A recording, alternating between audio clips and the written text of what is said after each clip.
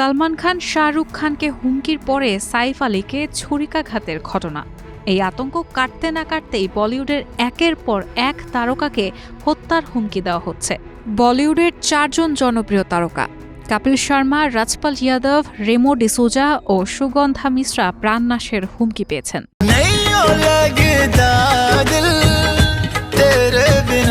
বিষয়টি নিয়ে মুম্বাইয়ের অম্বলি থানায় একটি এফআইআর দায়ের করা হয়েছে এবং পুলিশ ঘটনাটি তদন্ত করছে। পুলিশ বলছেন পাকিস্তান থেকে এই হুমকি ইমেইল করা হয়েছে।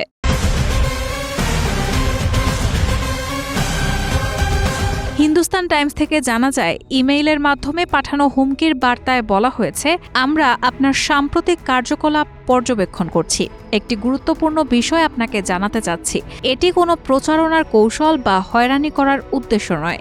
আমরা অনুরোধ করছি এই বার্তাকে অত্যন্ত গুরুত্ব সহকারে এবং গোপনীয়তার সঙ্গে বিবেচনা করুন।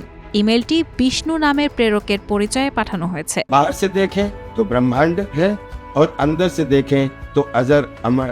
গত বছরের 14 ডিসেম্বর রাজপাল যাদব একটি ইমেইল পান, যেখানে কপিল শর্মা এবং তার দলের বিরুদ্ধে প্রাণনাশের হুমকি দেওয়া হয়। ইমেইলে লেখা ছিল, কপিলের শো সালমান খানের পৃষ্ঠপোষকতায় পরিচালিত হচ্ছে এবং সেই কারণে এই হুমকি দেওয়া হয়েছে।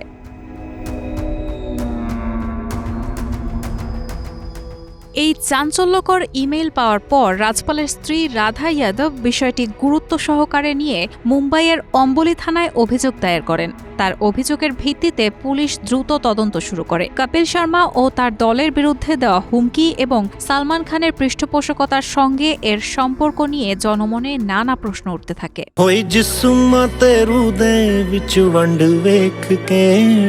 পুলিশ জানিয়েছে, কপিল শর্মা ও তার দলকে নিরাপত্তা দেওয়া হয়েছে।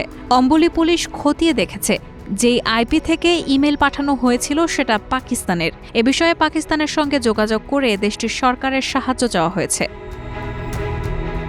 রায়হানা মুন, প্রবাস খবর।